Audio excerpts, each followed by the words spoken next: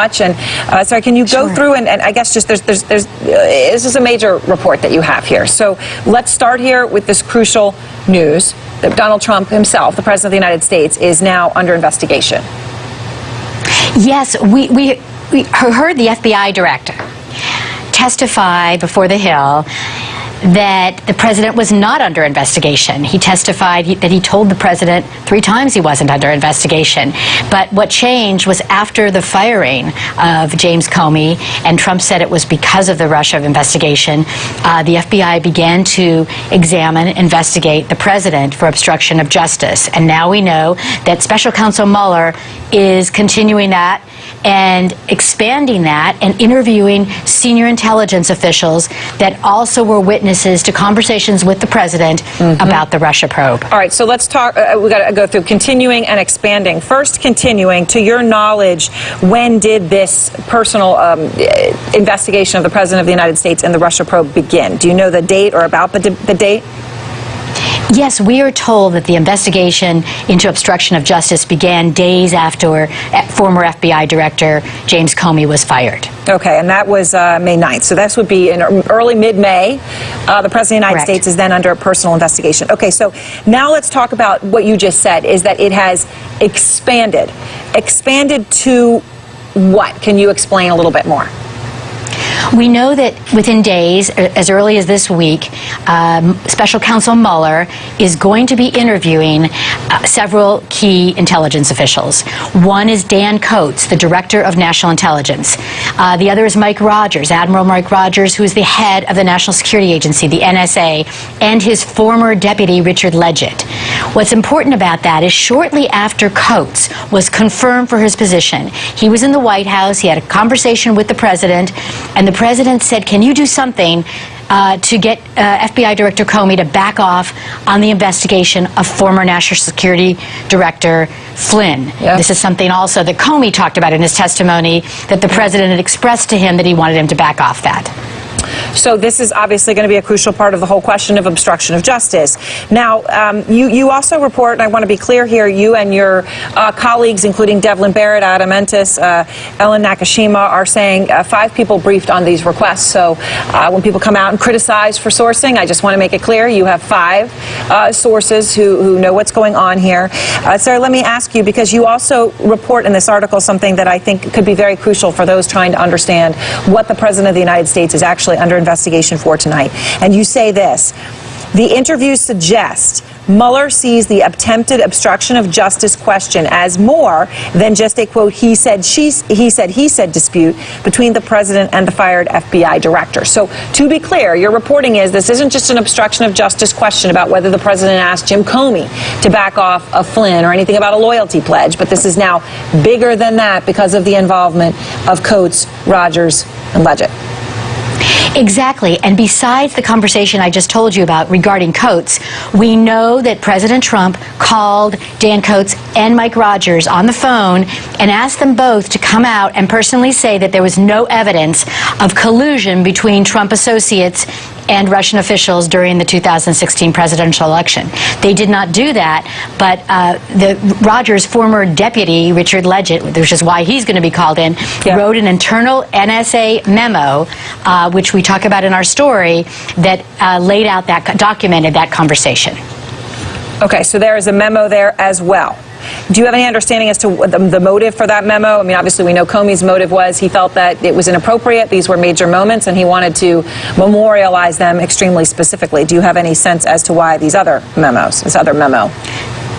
Well, Leggett would not talk to us about this, declined to comment, but clearly he wanted to document a phone call from the President of the United States to the head of the NSA asking him to say publicly that there was no evidence of collusion between Trump associates and Russian officials during the campaign. All right. Thank you very much. And one question quickly before we go. Sorry. Are you able to, we know the President of the United States had asked repeatedly to Jim Comey to assure the American public that he was not personally under investigation. You're now reporting that tonight, and as of the past few weeks, the President of the United States is under personal investigation. Do you know whether he's aware of that, or is he also finding out from your report tonight? Well, we called the White House, and the White House was not aware of it. We called his lawyer. It does not appear that he was aware of it until we got in touch with White House officials and his lawyer. All right. Thank you very much. I appreciate your time. And, of course, this is a major turning point. This report from the Washington Post. John Avalon joins me, our political analyst, editor-in-chief of the Daily Beast. Gloria Borger, our chief political analyst, and Jeffrey Toobin, senior legal analyst. David Sanger, also here, New York Times national security correspondent and our political and national security analyst. Gloria, let me start with you. This would be a major turning point. This is a president who was not under personal investigation. That is, until he fired the FBI director, and he now is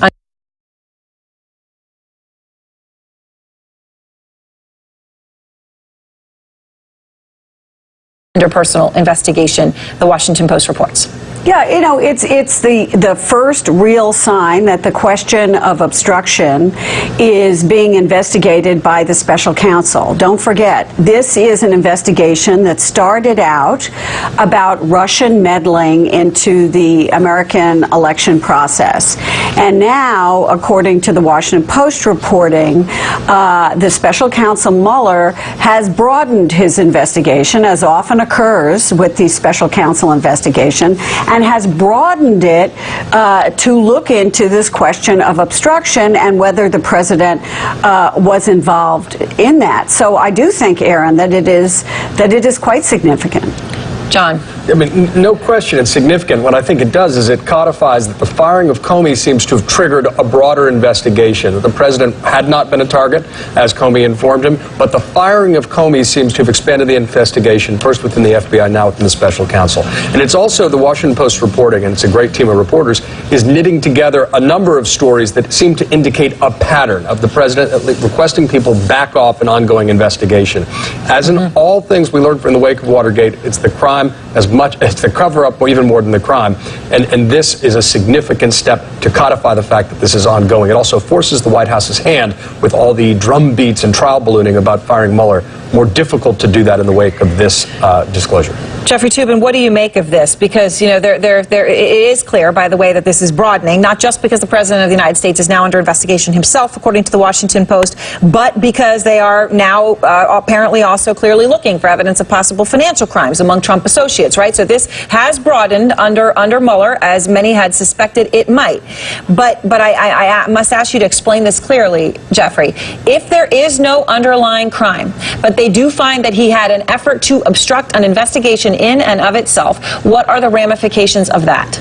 Well, there doesn't have to be an underlying crime for obstruction of justice to take place. That is long established law, and that makes sense. The people involved in obstruction of justice can't know for certain that a crime took place and there will be a prosecution and a conviction, so it is not at all required that there be an underlying crime. However, having listened to Comey's public testimony, this decision by Mueller was a foregone conclusion. Right. I mean, the evidence of obstruction of justice was so significant.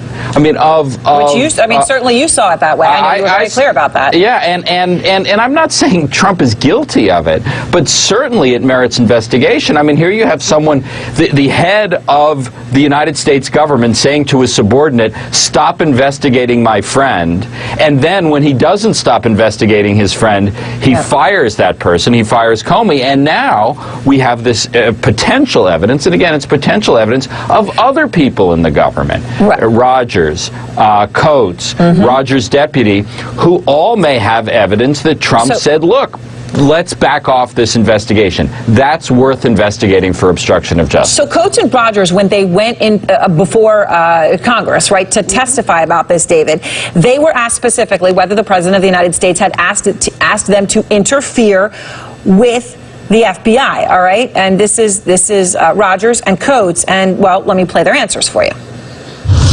I'm not prepared to answer your question today. I'm not going to discuss the specifics of conversations with the President of the United States. But now with this reporting, David, that all becomes much more interesting, their refusal to answer the question.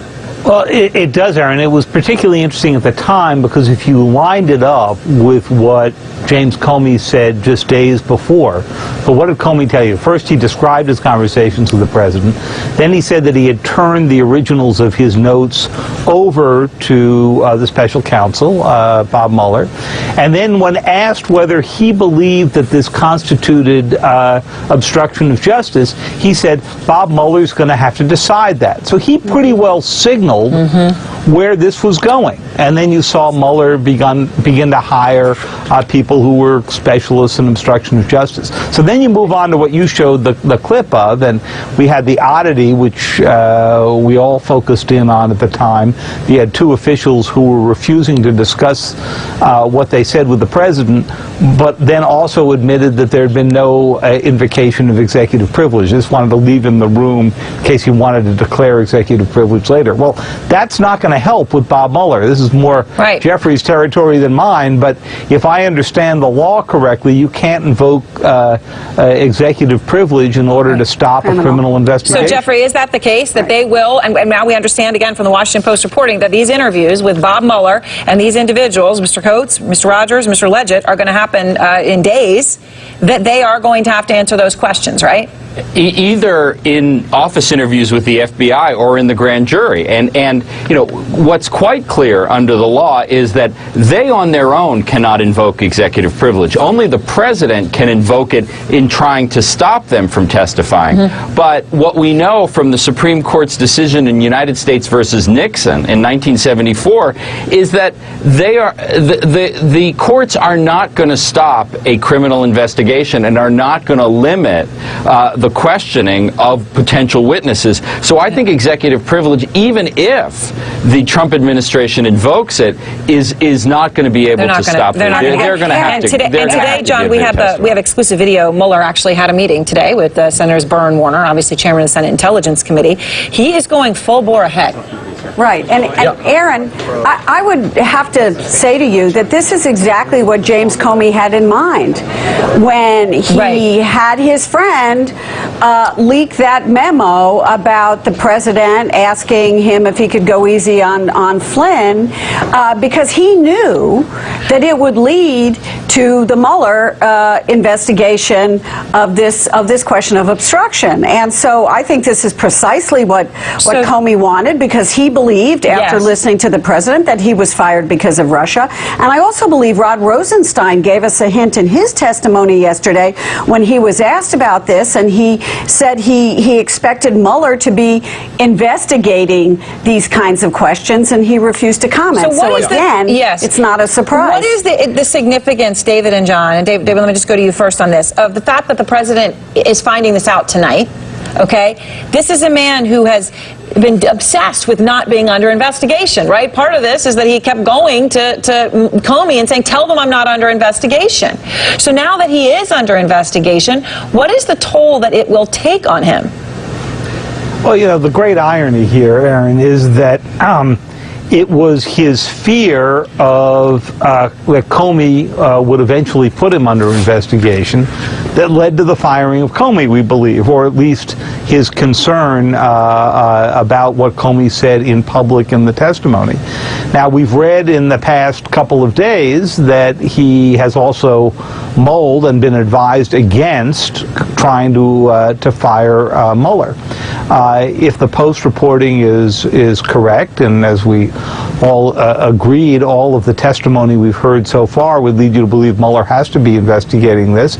It's got to raise in the president's mind again whether he should be tempted to go do that. And I'm sure now that he's going to have a lot of people surrounding him saying that wouldn't be a good idea, sir. You can't fire somebody in the midst of an obstruction investigation. I mean, for him, this is something he wanted to do. I mean, he had to do whatever he had thought. No, that's right. And I think to David's point, you know, this has the quality of sort of this D.C. noir O. Henry story. What the president was trying to avoid is what he provokes with that unwise, rash action. And there are two other factors here, too. You know, the president's own words in the wake of the firing, contradicting the cover story that had been pushed by the administration, where he said, well, sure, it was Russia. And then the tapes that came out in the meeting with the Russians all lead one logically to ask the question of, if you take the president at his word, what role stopping or backing off Russia and the Flynn investigation had to do with the firing. It couldn't be divorced at that point. The second thing in the Washington Post investigation, I think, is the